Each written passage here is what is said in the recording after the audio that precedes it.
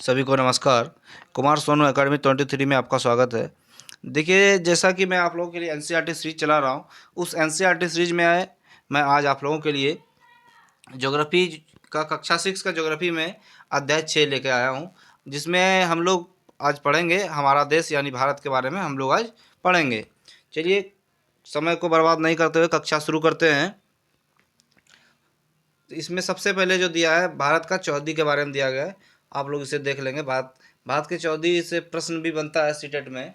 आपसे पूछ लिया जाएगा अरब सागर से सटे हुए राज्य कौन कौन से हैं और बंगाल की खाड़ी से सटे हुए राज्य कौन कौन से हैं। तो आप लोग को मैं मैप में आगे दिखा दूंगा, बता दूंगा। आप लोग से ध्यान से देखेंगे। मैप से अगर आप लोग देखेंगे तो याद रह जाता प्रश्न, आप लोग भूलेंगे नहीं जल्दी। इसलिए मैं बता रहा हूँ कि आप लोग मैप को जो एक बार अच्छी तरीके से देख ले, और मैप से पढ़ने के बाद याद रह जाता है। ठीक है सर, चलिए देखते हैं। उत्तर में जो है, भारत के उत्तर में क्या है? हिमालय है। और पश्चिम में अरब सागर, पूरब में बंगाल की खाड़ी तथा दक्षिण में हिंद महासागर भारतीय प्रायद्वीप तटों पर लड़ाते हैं। देखिए, भारत भारत जो है, अच्छा प्रायद्वीप किसे कहते हैं यहाँ पे दिया गया भी है, एक मिनट आप लोग देखेंगे। प्रायद्वीप किसे कहते हैं? स्थल का वह भाग जो तीन तरफ से जल से घिरा हुआ हो, तीनों तरफ जल हो और एक तरफ भूमि हो यानी स्थल हो, उसे क्या कहते हैं? प्रायद्वीप कहते हैं। भारत भी तीन तरफ से जल से घिरा हुआ है।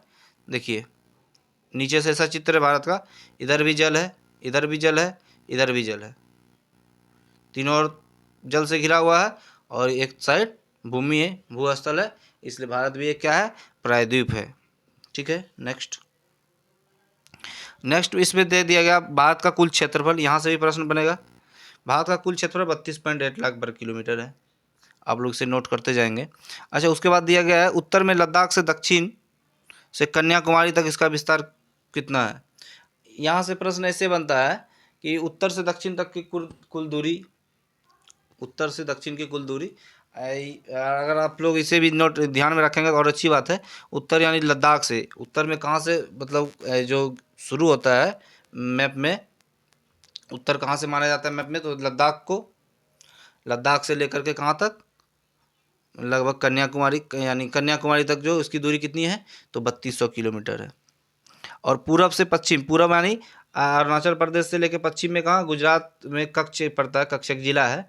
कच्छ तक की दूरी है, कितना है? वो है 2900 वर्ग किलोमीटर। नहीं, वो सॉरी, इसमें वर्ग किलोमीटर नहीं होगा क्योंकि कुल दूरी पूछ रहा है।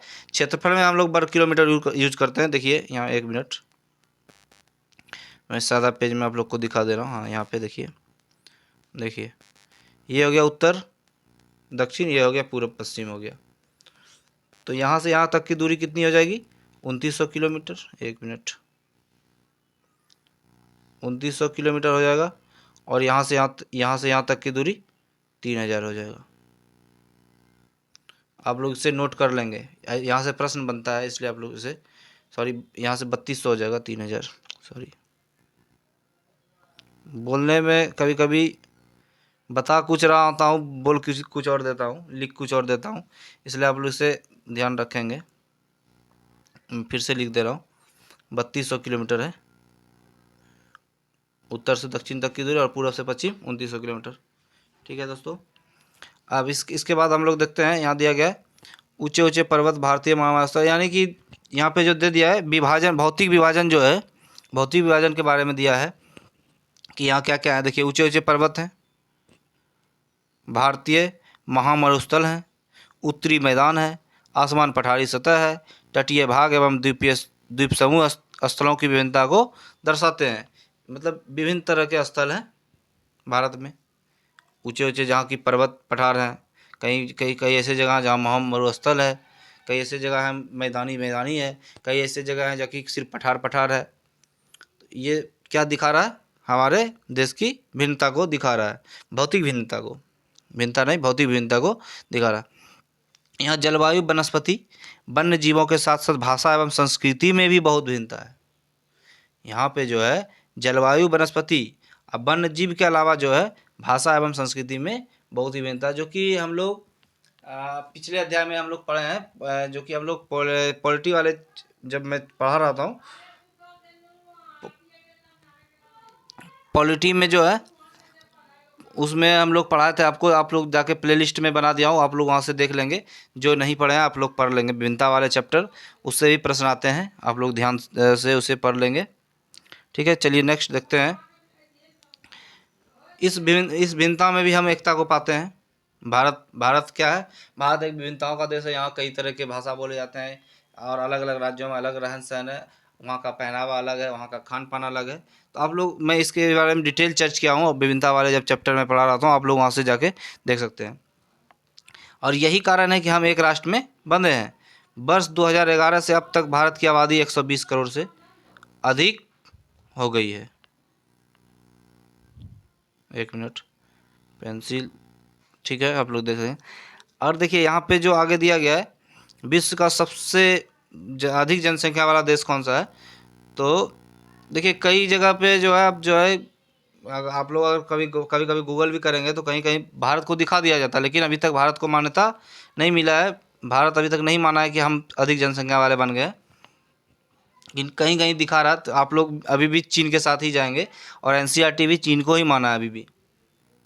और ये बुक जो है 2023-24 का पब्लिकेशन वाला है, लेटेस्ट प्रिंटेड बुक है, तो आप लोग इसे चीन को ही सही मानेंगे, भारत के साथ नहीं। इस बार स्टेट का जो एग्ज़ाम हुआ था बिहार स्टेट का, बिहार स्टेट में ये प्रश्न आया हुआ था कि विश्व की सबसे अधिक जनसंख्या वाला देश का नाम बताएं कौन सा है। तो कई लोग जो है भारत भी टिक कर गया है, लेकिन उनका गलत माना गया। स्टेट का जब आंसर किया आया तो हम उससे देखे, उसमें चीन को ही सही माना है। तो आप लोग भी चीन के साथ जाएंगे, क्योंकि एनसीईआरटी भी चीन को बता रहा है। क्योंकि अब कई लोग जो है आपको बताएंगे कि भारत एक नंबर जनसंख्या पे आ गया, लेकिन आप लोग को अभी भी चीन को ही मानना है। ठीक है, विश्व का दूसरा अधिक जनसंख्या वाला देश हमारा मतलब भारत है। भारत जो है विश्व की दूसरा जनसंख्या वाला देश है भारत। अभी तक जो है आप लोग इसे ही सही मानेंगे, भारत के साथ नहीं जाएंगे। ठीक है, अब भारत की स्थिति को देख लेते हैं। भारत किस गोलार्ध में स्थित है? तो आप लोग जवाब देंगे भारत जो है उत्तरी गोलार्ध में स्थित है। देखिए ऐसे है, गोलार्ध को ऐसे उत्तर दक्षिण गोलार्ध में बांटा गया है। ये हो गया उत्तर, ये हो गया दक्षिण। तो भारत की स्थिति कहाँ पे है? यहाँ पे भारत है, इसलिए भारत किस गोलार्ध में है? तो उत्तरी गोलार्ध में स्थित है। कर्क रेखा जो है, इसका जो स्थिति है 23 डिग्री 30 मिनट उत्तर में है कर्क रेखा। लेकिन देश के किस भाग से गुजरती है? तो आपसे अगर पूछ लिया जाता तो आप लोग जवाब देंगे देश के लगभग मध्य भाग से होकर गुजरती है। भारत का जो है मध्य भाग से होकर गुजरती है। अगर कर्क रेखा की स्थिति पूछ लिया जाए तो आप लोग जवाब देंगे 23 डिग्री 30 मिनट उत्तर में है। अगर डिग्री में पूछ लिया जाए और डिग्री मिनट सेकंड में पूछ लिया जाए तो आप लोग 23 डिग्री 30 मिनट बताएंगे। और अगर आपसे सिर्फ ऐसे पूछ लिया जाए कि भारत के किस राज्य से मतलब कैसे होकर गुजरती है, किस राज्य से नहीं, भारत के तो 8 राज्यों से होकर गुजरती है, वो मैं बता दूंगा आगे। लेकिन किस किस कहाँ से गुजरती है भारत से? यानी भारत के मध्य भाग से होकर गुजरती है, ना ही उत्तर से, नहीं पश्चिम से, नहीं दक्षिण, कुछ नहीं देना बताना आपको, भारत के मध्य भाग से होकर गुजरती है। आप लोग इसे नोट करते जाएंगे, बहुत इंपॉर्टेंट प्रश्न है, यहाँ से सीटेट प्रश्न बना सकता है। दक्षिण से उत्तर की ओर भारत की मुख्य भूमि का विस्तार जो है अक्षांश दशांश में दे गया, आप लोग इसे नोट कर लेंगे। ऐसे दूरी के हिसाब से तो मैं बता दिया, उत्तर से दक्षिण तो 3200 किलोमीटर है, पूर्व से पश्चिम 2900 किलोमीटर। ऐसे विस्तार में दे दिया तो 8 डिग्री 4 मिनट उत्तर तथा 37 डिग्री 6 मिनट उत्तर अक्षांश के बीच जो इसका दूरी है। और अगर पश्चिम से पूर्व तक भारत का विस्तार पूछ लिया जाए तो आप लोग जवाब देंगे 68 डिग्री 7 मिनट पूर्व तथा 97 डिग्री 25 मिनट पूर्व देशांतर के बीच है। अक्षांश दशांश के बीच में यहाँ पे जो स्थिति अगर पूछ लिया जाए तो आप लोग जवाब दे देंगे। ठीक है, अच्छा हाँ, यहाँ पे एक प्रश्न ऐसे पूछ सकता है, अगर हम विश्व को, जैसे हम यहाँ पे उत्तरी पूर्वी गोलार्ध में, यहाँ पे थोड़ा सादा पेज ले लेते हैं, एक मिनट थोड़ा वेट कीजिएगा। देखिए अगर हम लोग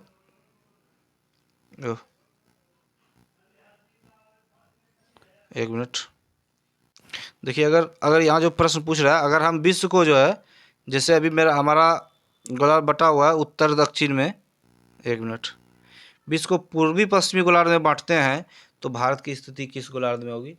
लेकिन ऐसा प्रश्न पूछेगा नहीं, लेकिन फिर भी आप लोग देख लें। देखिए गोलार्ध को कैसे बांटा गया है, उत्तर दक्षिण गोलार्ध में। लेकिन यहाँ बता क्या रहा, पूछ क्या रहा है प्रश्न, अगर पूर्वी पश्चिमी गोलार्ध में बांटा जाए, ऐसे देखिए ऐसे बांट लिया जाए। एक मिनट पेंसिल में देखिए, जैसा कि मैं आप लोग को बताया यहाँ पूर्वी पश्चिमी बांट दिया था, तो क्या बताएंगे हम लोग, अगर गोलार्ध को पूर्वी पश्चिमी बांटा था तो भारत की स्थिति, भारत तो यहाँ है, तो आप लोग क्या जवाब देंगे, भारत जो है, भारत की स्थिति जो क्या हो जाएगी, पूरब हो जाएगी। अगर उत्तर दक्षिण माना तो आप भारत की स्थिति कहाँ देखिए, क्या कौन साइड में है, तो यहाँ है गोलार्ध बटा गया है, इसके ऊपर है तो उत्तर में है। और ये अगर पूरा पश्चिम बांटा जाए, आप लोग ध्यान से देखेंगे, ये पूरा पश्चिम है, ये उत्तर दक्षिण सॉरी, पूरा पश्चिम में भारत की स्थिति क्या हो जाएगी, पूरब में हो जाएगी। उत्तर दक्षिण में बटा हुआ है तो उत्तर हो गया। ठीक है, यहाँ से ऐसे प्रश्न बनेगा नहीं, फिर भी मैं आपको बता दिया। ठीक है, आगे देखते हैं। अगर हम विश्व को, बहुत बड़े देशांतरीय विस्तार लगभग 29 डिग्री के कारण यहाँ के दो छोर पर स्थित स्थानों के स्थानीय समय, अच्छा ये समय के बारे में दिया गया, मैं ये भी आप लोग को बता दिया हूँ। पूर्वी दस निकालने के लिए यहाँ से दूरी इतना डिग्री किलोमीटर है, यहाँ 15 डिग्री दशा पूर्वी दशांतर में क्या होगा, 30 डिग्री पूर्वी दशांतर में क्या होगा, पश्चिमी दशांतर में क्या होगा, मैं पिछले अध्याय में भी इसको अच्छी तरह से बताया हूँ, आप लोग वहाँ से जाके देख सकते हैं। क्योंकि अगर एक ही चीज़ को हर एक क्लास में बताते रहूँगा तो क्लास लंबा हो जाएगा। यहाँ देखिए, यहाँ पे क्या दिया गया है, इसे आप लोग देख लीजिए। क्या आप जानते हैं, बड़े देश जिनका विस्तार पूर्व से पश्चिम की ओर बहुत अधिक होता है, वहाँ पूरे देश का मानक समय एक नहीं होता है। पूर्व से पश्चिम और उसका विस्तार अलग होगा तो मानक समय स्वाभाविक है एक नहीं होगा। भारत में भी मानक समय एक नहीं है। संयुक्त राज्य अमेरिका में 7 एवं कनाडा में 6 मानक समय है। क्या आपको पता है कि रूस में कितने मानक समय है, ये पूछ लिया गया है। ठीक है, भारत में जो है, भारत में लगभग 2 घंटे का अंतर होता है। अच्छा, 1 डिग्री में जो है, यहाँ 1 डिग्री में कितना डिग्री का अंतर होता है, तो 4 मिनट का अंतर होता है। पेंसिल लेने दीजिए। 1 डिग्री देशांतर के यानी मतलब अगर अंतर देखा जाए तो आप लोग 4 मिनट में, ये डायरेक्ट ऐसे नहीं पूछा जाता है, ये प्रश्न आता है, उससे उसे पूछ लिया जाता है। 15 डिग्री देशांतर पूर्व में अगर इतना 1 बज रहा है तो 15 डिग्री देशांतर पश्चिम में कितना समय हो गया, या पश्चिम में पूछ लिया तो पूरब में पूछ लेगा। अगर पूरब दे रहा है तो पश्चिम पूछेगा, पश्चिम दे रहा है तो पूरब पूछ लिया जाएगा। जो कि मैं ये सारे चैप्टर को मैं बता दिया हूँ। ठीक है, अभी देखिए यहाँ क्या दिया गया, अच्छा हाँ, पश्चिम में गुजरात की अपेक्षा पूर्व के अरुणाचल प्रदेश में सूर्योदय लगभग 2 घंटे पहले हो जाता है। गुजरात की अपेक्षा जो है अरुणाचल प्रदेश में सूर्योदय यानी सबसे मतलब पहले वहाँ जो है सूर्य निकल जाता है, गुजरात में 2 घंटे बाद निकलता है। आप पढ़ चुके हैं 82 डिग्री 30 मिनट पूर्व देशांतर के स्थानीय समय को भारत का मानक समय क्यों माना गया है। इस यामत्तर को भारत का मानक यामत्तर भी कहा जाता है। इसे आप लोग ध्यान से देखेंगे, नोट करते जाएंगे। अच्छा देखिए, भारत के साथ स्थलीय सीमा मैप में आप लोग देखेंगे कितने देश मनाती है स्थलीय सीमा भारत के साथ, तो 7 देश। एक मिनट पेंसिल लेता हूँ, आपको बता, देखिए सबसे पहले अफगानिस्तान, देखिए पाकिस्तान है, यहाँ पे नेपाल है, चीन है, भूटान है, बांग्लादेश है और म्यांमार है। 1 2 3 4 5 6 7, यानी आपसे पूछ लिया जाए भारत के साथ जो है कितने देश स्थलीय सीमा बनाती है, तो 7 देश बनाती है, जो कि मैप में दिखाया गया। आप लोग इसे ध्यान से देख लें। अफगानिस्तान, पाकिस्तान, चीन, नेपाल, भूटान, बांग्लादेश और म्यांमार। ठीक है, इससे ऐसे ज़्यादा नहीं आएगा, आपसे सिर्फ यही पूछा जाएगा कौन कौन देश है, इसे नाम आप लोग नाम याद रख लेंगे देश का और कितने हैं, बस इससे ज़्यादा नहीं आएगा। ठीक है, भारत का राजनीतिक मानचित्र है, आप लोग देख लीजिए। हाँ, यहाँ से प्रश्न जो है बनता है।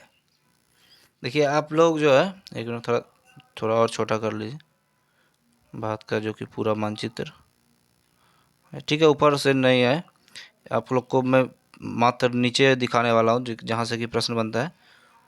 ठीक है, देखिए प्रश्न ऐसे बन जाता है कि यहाँ से जो दिया गया है, यानी अरब सागर से सटे राज्य कौन कौन से।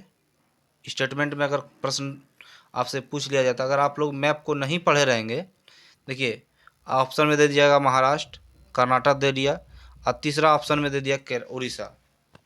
अगर आप लोग नहीं पढ़े रहेंगे तो यहाँ से प्रश्न गलत हो जाएगा। और ये 3-3 या 4-4 राज्य का दे दिया जाता है ग्रुप बना के, ये सब राज्य किस अरब सागर से सटे हुए हैं। और अगर कभी कभी का प्रश्न यहाँ से भी बन जाता है, यानी बंगाल की खाड़ी से कौन कौन से राज्य सटे हुए हैं।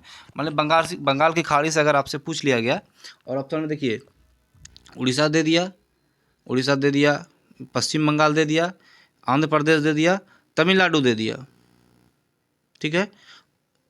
चार, अगर ये चारों अगर जिस ऑप्शन में है तो उसको तो आप सही कर लेंगे, और जिस ऑप्शन में उड़ीसा दे दिया और पश्चिम बंगाल दे दिया और तीसरा एक दे दिया केरल दे दिया, अगर आप नहीं पढ़े हैं तो गलत हो जाएगा। इसलिए आप लोग इसे मैप को अच्छी तरीके से देख लीजिए, किस सागर के से जो है किस राज्य का सीमा टच कर रहा है, ठीक है। और इससे मैप में और जो भी प्रश्न बनेगा, मैं तो जब प्रश्न उत्तर का सीरीज लेके आऊँगा आप लोगों के लिए, तो उसमें मैं सारा प्रश्न आप लोग को करवाऊँगा, लेकिन आप लोग इसे करते जाएं। अच्छा, एक और यहाँ से प्रश्न पूछा जाएगा कि स्थलीय सीमा कौन कितने देश बनाए, 7 देश, और जलीय सीमा कितने देश के साथ है भारत का। तो आप लोग जवाब देंगे मात्र 2 है। एक मिनट पेंसिल लेने दीजिए। देखिए 2 है, एक तो श्रीलंका तथा दूसरा मालदीव। और इन दोनों और जो भारत और श्रीलंका के बीच जो है जो जल संधि है, कौन सा जल संधि है, तो पाक जल संधि, जो कि भारत और श्रीलंका को अलग करती है बोलें या जोड़ती है, दोनों है। भारत एक विशाल देश है, प्रशासनिक क्रियाकलापों के लिए देश 28 राज्य एवं केंद्र शासित प्रदेश, ये सब तो आप लोग देख ही लीजिएगा। राज्य राजधानी अगर पूछे तो इसे पेपर 2 में तो नहीं पूछा जाता है, पेपर 1 में अगर पूछ लिया जाए राज्य एवं राज्यों की संख्या, राजधानी, केंद्र शासित प्रदेश, आप लोग देख लेंगे इसे, ठीक है। नेक्स्ट देख लेते हैं। भौतिक विभाजन के बारे में दिया गया है यहाँ पे, जिलों बेसिन, ठीक है। भौतिक विभाजन में आप लोग थोड़ा सा देख ले, यहाँ से प्रश्न बनेगा, पेंसिल लेते हैं। भारत में पाई जाने वाली भौतिक आकृतियाँ विभिन्न प्रकार की हैं, जैसे पर्वत हो गया, पठार, मैदान तथा तट तथा द्वीप समूह। उत्तर में बर्फ से ढका हिमालय संतरी का कार्य करता है। उत्तर में जो बर्फ से ढका जो है हिमालय संतरी का कार्य करता है। हिम प्लस आलय का मतलब होता है बर्फ का घर, हिमालय का अर्थ होता है बर्फ का घर। हिमालय पर्वत को 3 मुख्य समांतर श्रृंखलाओं में बांटा गया है। सबसे उत्तर में जो स्थित श्रृंखला है उसे क्या कहते हैं, बृहत हिमालय या हिमाद्री। उत्तर में जो हिमालय स्थित है, वो देखिए यहाँ से प्रश्न बन जाता है, हिमाद्री वाला प्रश्न इम्पोर्टेंट है, ये पूछा जाता है सीटेट। उत्तर में जो स्थित श्रृंखला उसे क्या कहते हैं, बृहत हिमालय या तो हिमाद्री कहते हैं। दूसरा, इसी श्रृंखला में विश्व की सबसे ऊंची चोटी है, इसी श्रृंखला में विश्व की सबसे ऊंची चोटी है, किस श्रृंखला में है, तो हिमाद्री में या बृहत हिमालय में। अच्छा, मध्य हिमालय या हिमाचल हिमाद्री के मतलब किस एरिया में स्थित है, तो आप लोग जवाब देंगे दक्षिण में स्थित है। आप लोग इसलिए, एक मिनट मैं पेंसिल को थोड़ा हटा दे रहा हूँ, आप लोग यहाँ से जो है बहुत अच्छी तरीके से इस वाले लाइन को देखेंगे, मैं पढ़ा दे रहा हूँ।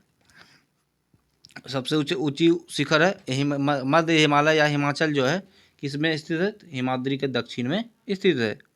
बहुत से लोकप्रिय पहाड़ी स्थान या यहाँ स्थित है, कहाँ स्थित है, लोकप्रिय पहाड़ी स्थान जो है कहाँ पे स्थित है, तो मध्य हिमालय में स्थित है। अच्छा, 5 पहाड़ी स्थानों के नाम को, अच्छा ये आपके लिए नहीं पता लगाइए। फिर शिवालिक जो है सबसे दक्षिण में स्थित श्रृंखला है, और ये तीसरा होगा। हिमालय के दक्षिण में भारत का उत्तरी मैदान स्थित है। ये मैदान समतल तथा सपाट है। ये मैदान सिंधु, गंगा, ब्रह्मपुत्रा तथा इनकी सहायक नदियों के द्वारा लाए गए जलोढ़ निक्षेपों से बने हैं, जो कि जलोढ़ निक्षेप के बारे में दिया गया है यहाँ पे, किसे कहते हैं, ये नदियों के द्वारा लाई गई बहुत महीन मिट्टी होती है। जलोढ़ निक्षेप जो है नदियों के द्वारा लाई गई बहुत महीन मिट्टी होती है तथा नदी बेसिन में निक्षेपित कर दी जाती है।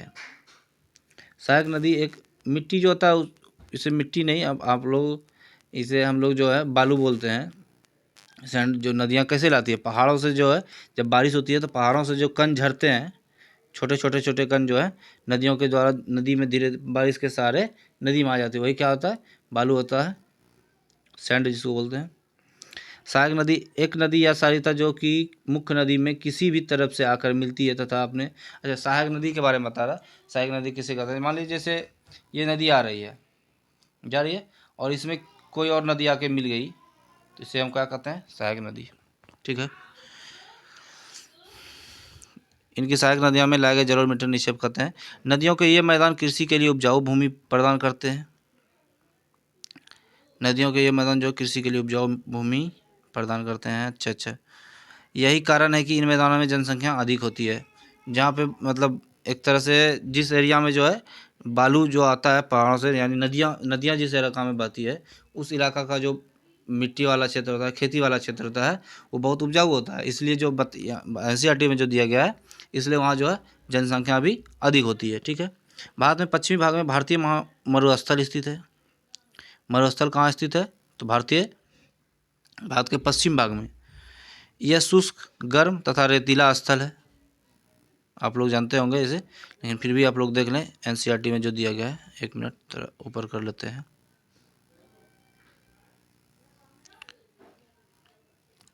देखिए उसके बाद दिया गया है, यहाँ वनस्पति की मात्रा बहुत कम है। ऑटोमेटिक है कि मरुस्थल में जो है वनस्पति बहुत कम, क्योंकि वहाँ बारिश भी कम होती है, मिट्टी की मात्रा नहीं होती है ना के बराबर, बालू बालू रहता है, तो वहाँ पे पानी नहीं है, तो मरुस्थल वनस्पतियाँ कम होंगी। उत्तरी मैदान के दक्षिण में प्रायद्वीपीय पठार स्थित है। इसकी आकृति कैसी होती है, देखिए यहाँ से भी प्रश्न पूछे, यानी जो पूछ लिया जाएगा प्रायद्वीपीय पठार की आकृति कैसी होती है, तो आप लोग जवाब देंगे त्रिभुजाकार होती है। कैसी आकृति होती है, त्रिभुजाकार होती है। इसका धरातल काफ़ी ऊंचा नीचा है, ये जो है इससे बना होगा ऊंचा नीचा, कोई पठार इतना छोटा हो जाएगा, कोई बड़ा हो जाएगा, कोई छोटा कोई बड़ा, ये अच्छा से बन नहीं रहा। आप लोग इसमें पिक्चर तो दिया नहीं है, अगर देखते हैं, अगर दिया होगा तो मैं आप लोग को दिखा दूंगा। ठीक है, इस क्षेत्र में बहुत सी पहाड़ियाँ श्रृंखला है,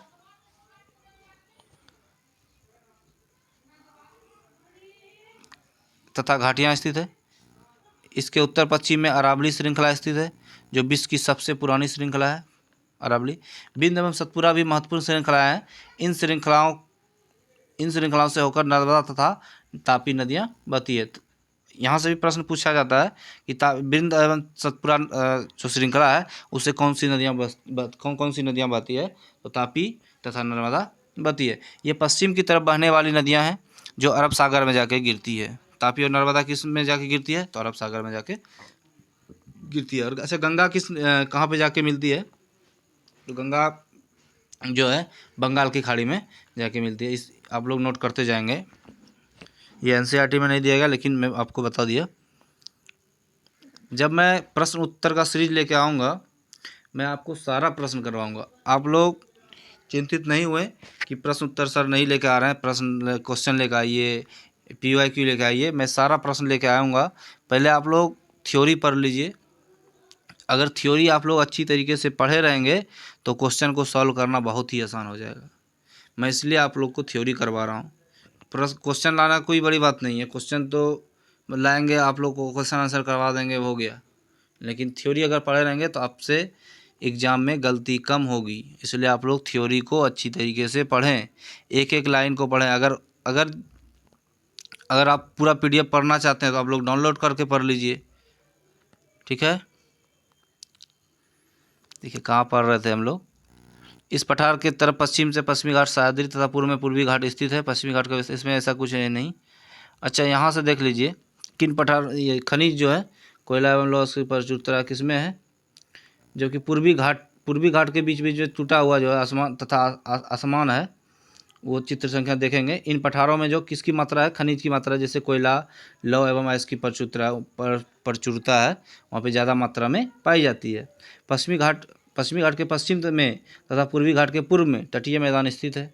पश्चिमी तटीय मैदान काफ़ी संकरे है, पूर्वी तटीय मैदान सगड़े, यहाँ पे देखिए। अच्छा यहाँ पे जो है प्रवाल के बारे में दिखाया गया है, इसमें प्रवाल के बारे में दिखाया गया है। पूर्वी तटीय मैदान अपेक्षाकृत चौड़े हैं। यहाँ पूर्व की ओर बहने वाली कई नदियाँ हैं, महानदी, गोदावरी, कृष्णा तथा कावेरी। ये नदियाँ अपने मुहाने पर उपजाऊ डेल्टा का निर्माण करती है। बंगाल की खाड़ी में गंगा एवं ब्रह्मपुत्र नदी के मुहाने पर सुंदर डेल्टा स्थित है। ठीक है, ये जो फोटो दिया गया है यहाँ मानचित्र में, ये जो चित्र दिखाया गया है इसमें एनसीईआरटी में, ये किस चीज़ का चित्र है? तो आप लोग देखिए यहाँ पे दिया गया है, यहाँ परवाल का दिया गया है।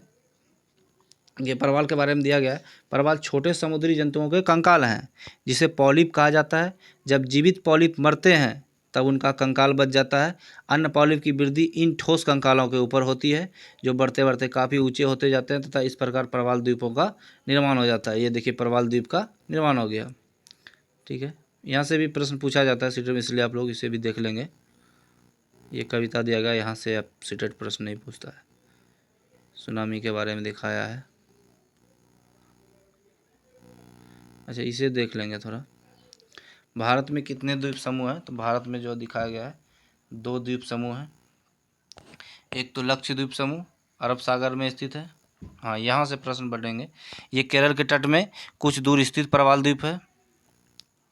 अंडमान एवं निकोबार द्वीप समूह भारत के दक्षिण पूर्व स्थित में बंगाल की खाड़ी में स्थित है। अंडमान निकोबार द्वीप समूह एक तो हो गया लक्षद्वीप समूह, दूसरा हो गया अंडमान निकोबार द्वीप समूह। अच्छा, इसमें क्या आप जानते हैं द्वीप समूह? अच्छा, अंडमान निकोबार में जो सुनामी आया था 2004 में, वो बहुत ही भयानक सुनामी था। सॉरी, थोड़ा बोलने में थोड़ा दिक्कत हो गया। जो कि आप लोग अगर जानते होंगे तो देखे होंगे इसमें कितना खतरनाक सुनामी आया था। कई दिन तक बच्चे भूखे रह गए थे। कई कई बच्चे ऐसे मिले थे जो कि पेड़ पे चढ़ के बैठे हैं, 10 दिन 15 दिन तक हैं। कई लोगों की इसमें जाने गई थी। बहुत सारे नुकसान हुए थे इस सुनामी में। ठीक है, अब जो है यहाँ से प्रश्न उत्तर दिया गया कुछ। इसमें अगर आप लोग चाहें तो मैं इसमें कुछ करवा दे रहा हूँ आप लोगों के लिए, जो कि इम्पोर्टेंट प्रश्न ही है। इसमें दिया गया, देखिए पहला प्रश्न है, भारत को कितने भौगोलिक भागों में विभाजित किया गया? देखिए अभी अभी हम लोग पढ़े थे। 1 मिनट पेंसिल लेने दीजिए। तो भारत को देखिए, एक तो हिमालय भौगोलिक भाग, उत्तरी मैदान हो गया, भारतीय महामरुस्थल हो गया, उसके बाद प्रायद्वीपीय पठार हो गया, तटीय मैदान हो गया, उसके बाद द्वीप समूह हो गया। ये सब क्या है? हमारे भौतिक भौतिक भाग ही है ना। अच्छा, उसके बाद देखिए भारत की स्थल सीमा 7 देशों से जुड़ी हुई है। देखिए उन देशों के नाम पूछ रहे हैं, कौन कौन से देश हैं। तो देखिए अफगानिस्तान और पाकिस्तान ऊपर में, देखिए उत्तर पश्चिम में कौन कौन से है? अफगानिस्तान पाकिस्तान है। अच्छा, अब आ जाते हैं उत्तर में। उत्तर में कौन है? चीन है, नेपाल है और भूटान है। 3 2 5 देश हो गया और 2 बचे। पूर्व में कौन है? बांग्लादेश और म्यांमार है पूर्व में। 7 देश ही है। अच्छा, कौन कौन सी नदियाँ, प्रमुख नदियाँ अरब सागर में गिरती हैं? देखिए इंपॉर्टेंट क्वेश्चन है, जो कि 2 नदियों के नाम अभी हम लोग पढ़े थे, नर्मदा एवं तापी। किस सागर में जाके गिरती है? तो अरब सागर में गिरती है। अच्छा, यहाँ से यहाँ भी देखिए, गंगा एवं ब्रह्मपुत्र के द्वारा बनाए गए डेल्टा का नाम लिखिए। यहाँ जो पूछा गया तो कौन सा नाम है? तो सुंदरबन डेल्टा। और गंगा और ब्रह्मपुत्र गिरती कहाँ पे जाके? तो बंगाल की खाड़ी में ही गिरती है। और वहाँ पे डेल्टा कौन सा बनाती है ये दोनों? तो सुंदरबन डेल्टा। भारत में कितने राज्य केंद्र शासित प्रदेश हैं? इन राज्यों की राजधानी एक ही है। अच्छा अच्छा अच्छा, ऐसे कितने राज्य हैं जिनकी राजधानी में, मतलब राजधानी एक ही है, तथा कितने केंद्र शासित प्रदेश हैं जिसकी राजधानी एक ही है? ये तो आप लोग बताएंगे, कमेंट करके आप लोग जवाब देंगे कितने हैं। इसका जवाब मैं नहीं बताऊंगा। उत्तरी मैदान में अधिक जनसंख्या में निवास करती हैं, क्यों? क्योंकि जो है अभी हम लोग पढ़े थे उसमें दिया गया है, यहाँ जो नदियाँ जो आती है वहाँ की भूमि जो है अधिक उपजाऊ होती है, इसलिए वहाँ पे जो है लोग बसते हैं। अच्छा, अब क्या बचा है इसमें? लक्षद्वीप के प्रवाल द्वीप को लक्षद्वीप को प्रवाल द्वीप क्यों कहा जाता है?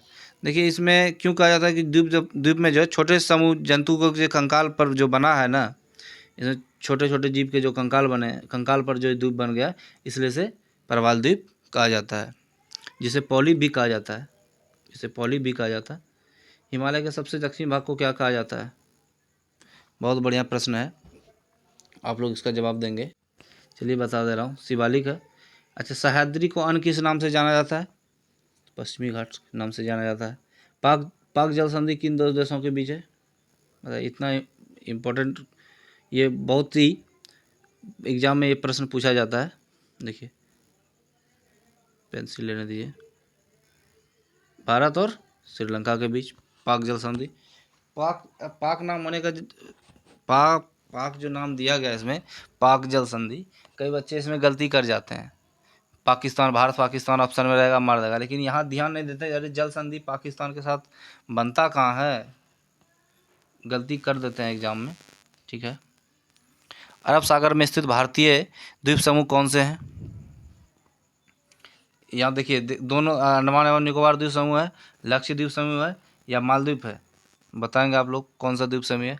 अंडमान निकोबार जो है बंगाल की खाड़ी में स्थित है, और ये कौन सा है? अरब सागर में। कौन सा आप लोग जवाब देंगे तो है लक्षद्वीप। अंडमान निकोबार किस द्वीप में है? ये किस द्वीप समूह में है? किस अरब सागर में स्थित है? सॉरी, अरब सागर बोलते हैं, किस सागर में? तो बंगाल की खाड़ी में स्थित है। भारत की सबसे पुरानी पर्वत श्रृंखला कौन सी है? आप लोग देखिए, अरावली है, पश्चिमी घाट है, हिमालय है। आप लोग किसके साथ जाएंगे? चलिए बता ही दे रहा हूँ इसका भी। मैं आप लोगों के लिए एक प्रश्न छोड़ा हूँ जो कि आप लोग कमेंट करके बताएंगे। भारत में ऐसे कितने राज्य और केंद्र शासित राज्य राजधानी है, और कितने केंद्र शासित प्रदेश हैं जिसकी राजधानी एक ही है? भारत का क्षेत्रफल लगभग कितना है बताएं आप लोग? 32.8 किलोमीटर है, लिख दे रहा हूँ आप लोग, किलोमीटर स्क्वायर। क्षेत्रफल में स्क्वायर लगाएंगे हम लोग। उसके बाद महान हिमालय को क्या नाम से जाना जाता है? हिमाद्री से जाना जाता है। नर्मदा नदी जिस सागर में गिरती है,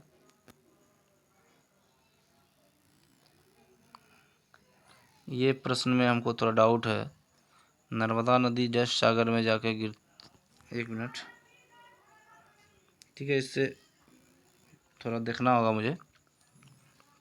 जस भारत के लगभग मध्य भाग से होकर गुजरने वाली अक्षांश रेखा है, तो आप लोग बताएंगे कर्क है। नर्मदा नदी जो है, देखिए ये किस सागर में गिरती है? ये अरब सागर में जाके गिरती है।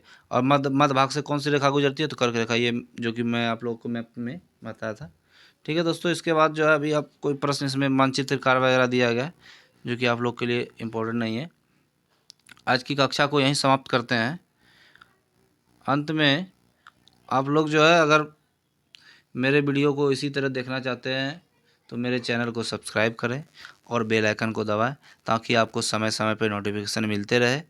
और लोगों को शेयर भी करें, जो कि इनसे और लोगों का फ़ायदा हो जाए, वो लोग भी इन कक्षाओं को देख सके और अच्छे मार्क्स के साथ सीटेट को क्वालिफाई करें। ठीक है दोस्तों, थैंक यू। अगली कक्षा में फिर मिलते हैं।